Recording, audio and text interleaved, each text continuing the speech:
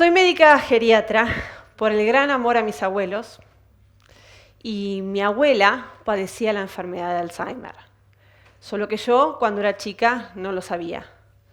Pensábamos que se trataba de demencia senil o de arteriosclerosis, términos que no ayudaban ni aclaraban nada.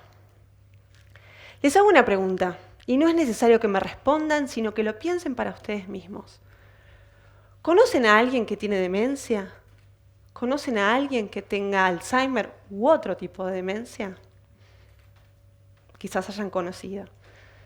Sé que puede sonar muy rara la pregunta, pero no debería serlo. ¿Y saben por qué? Es muy frecuente esta enfermedad. Tanto es así que 1 de cada 10 personas de 60 años la padece y casi 1 millón de argentinos está afectado por esta enfermedad. Vivimos mucho más que antes, unos 35 años más en promedio que a principios del siglo pasado, donde la esperanza de vida era de 48 años y hoy es de alrededor de 80.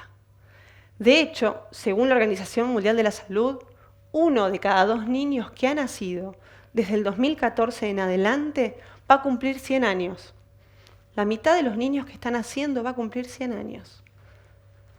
Y frente a este panorama, estamos viendo, experimentando, enfermedades que son crónicas, que son degenerativas, como es el Alzheimer, y que llevan a la discapacidad, que antes no llegábamos a ver.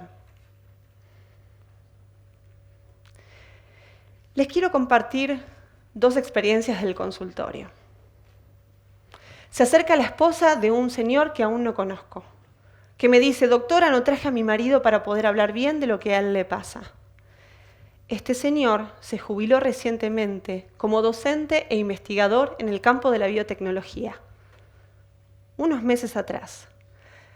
Pero ya hacía tiempo que su familia y sus alumnos lo notaban distinto, reiterativo, a veces confuso.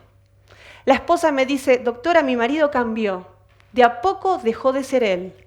Comenzó a confundir días, horarios, nombres. Cuando conozco al paciente, un hombre muy inteligente, evadía mis respuestas o mis preguntas con inteligentes respuestas. ¿Cómo está su memoria? No la necesito tanto, ya no trabajo. Pero cuando le pregunto ¿qué día es hoy?, me contesta que eran 10 años atrás.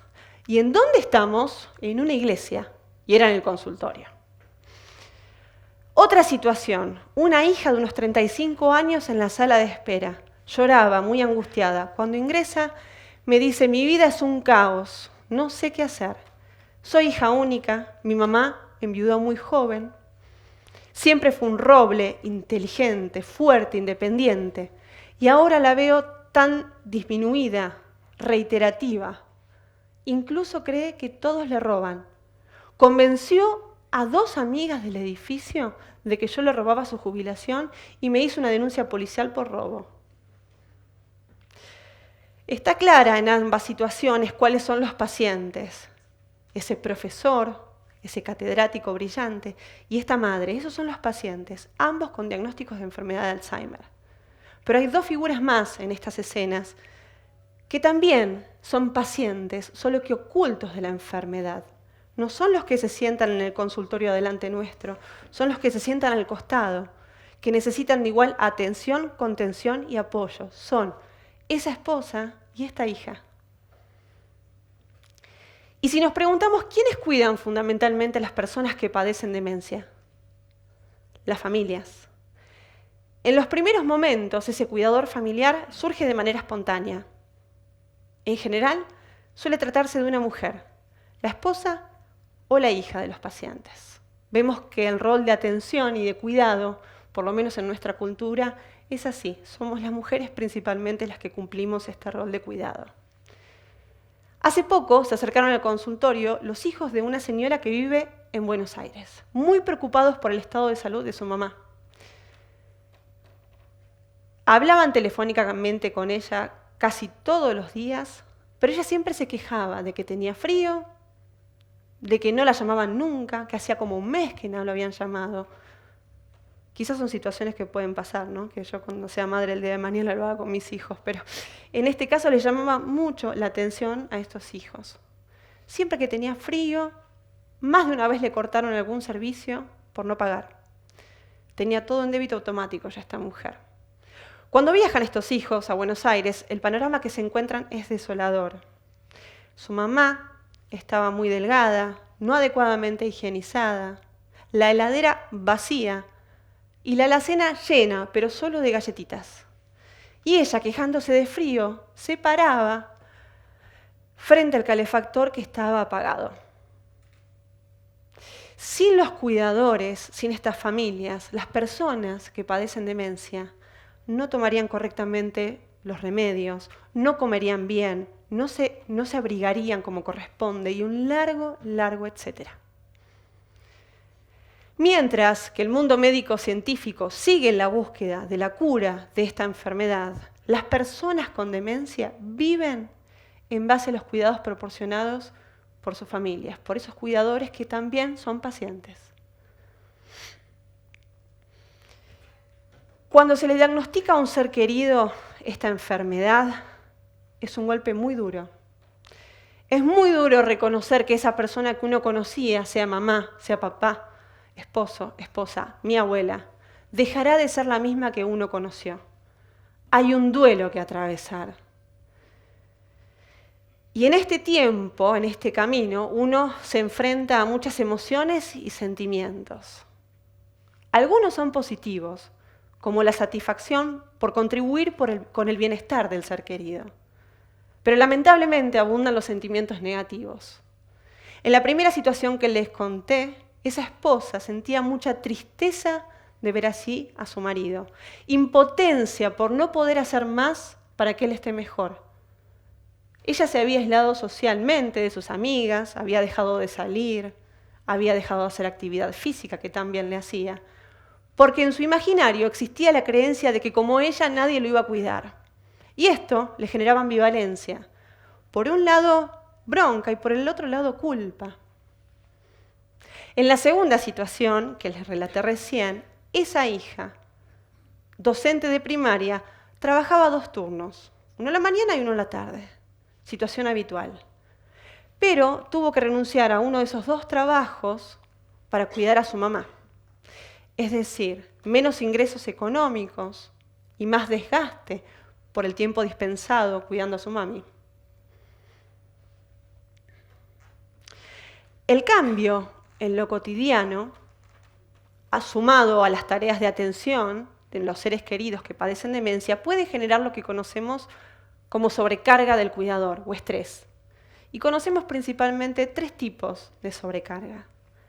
Por un lado, la sobrecarga psicológica. Los cuidadores padecen más trastornos de ansiedad, más depresión, más insomnio, cambios bruscos de humor y aislamiento de su entorno. En segundo lugar, la sobrecarga física. Los cuidadores suelen asistir a sus familiares en la higiene, en la movilización, en el traslado, y esto genera tendinitis, dolores musculares, cansancio físico también. Y la tercera sobrecarga, y no menor, no por eso menos importante, es la sobrecarga financiera. 1 de cada 3 cuidadores familiares reducen o renuncian a sus trabajos, reducen la carga horaria de trabajo formal, como vimos con esta hija. Luego de 15 años de interactuar con pacientes y con pacientes ocultos y muchos años de haber compartido esta enfermedad con mi abuelita, me animo a darles unos consejos. En primer lugar, todo hacerlo con amor, ¿sí? Y con humor. Si la abuela me preguntaba 5 veces qué día era hoy, bueno, dependiendo mi día, pero yo les voy a dar el consejo, no lo que yo hacía. Hay que responderle 5 veces qué día es hoy. O tener esa creatividad para cambiarles de tema y llevarlos a otro foco. Pero evitar ya te lo dije, abuela, me lo preguntaste 10 veces. Me sale bien porque alguna vez lo habré hecho, quizás. Reconocer que la enfermedad distorsiona al ser amado. Le cambia la conducta, le cambia el comportamiento, nos responden de otra manera. Imagínense esa mamá que denunció a su propia hija, siendo que ella gastaba esa jubilación que apenas la hija me contó era suficiente para pagar 10 días de los 30 que tiene el mes de los gastos que generaba su mamá. Ser flexibles, saber que van a haber días buenos, días malos, momentos buenos, momentos malos. Y una vez una hija me dijo, doctora, le corrijo, hay minutos buenos y minutos malos. Pedir ayuda, pedir y aceptar ayuda. Esto no debería ser visto como una muestra de debilidad o de falta de amor hacia el ser querido porque estoy pidiendo que me den una mano. Es necesario pedir y delegar sin culpa ciertas tareas del cuidado diario, de la higiene, trámites, y así tener un tiempo para uno mismo, para volver a ese hobby que ha sido relegado, para tomar un café con unos amigos, o les voy a decir algo frívolo, pero que las cuidadoras también lo necesitan, ir a la peluquería. Uno necesita un tiempo para uno mismo, tiene que estar bien para poder cuidar bien. Buscar redes de contención, de formación, de apoyo. En esos lugares uno tiende a aprender mucho de lo que le puede dar a alguien que dé una charla, de profesionales de la salud, pero principalmente de otras personas que atraviesan por la misma situación. Esos consejos son muy valiosos. Esto disminuye la sobrecarga. Cuantas más herramientas tiene uno, menor es la sobrecarga, menor es la angustia. Y vigilar la propia salud del cuidador. Más de una vez le tomé la presión arterial al hijo de una paciente que me lo pidió, porque me dijo, doctora, hace un mes que no tengo tiempo de ir al médico a buscar la receta, así que no sé cómo andaré de la presión arterial. Obviamente hipertenso, ¿no? U otra situación que la hija me diga de la paciente frente a mi lectura de sus análisis, los de mamá están mucho mejor que los míos, yo ya no tengo tiempo de cuidarme. Los cuidadores tienen que cuidarse para cuidar. Y nosotros, como sociedad, como médicos, no podemos mirar a la demencia solo desde el paciente, porque sus familiares, porque sus seres queridos también sufren, también son pacientes, son los que ocultos de la enfermedad. Los cuidadores tienen que cuidarse para cuidar. Y se los voy a decir 3 veces. Los cuidadores tienen que cuidarse para cuidar. Los cuidadores tienen que les comparto un proverbio. Si quieres ir rápido, ve solo. Pero si quieres llegar lejos, mejor ve acompañado. Muchas gracias.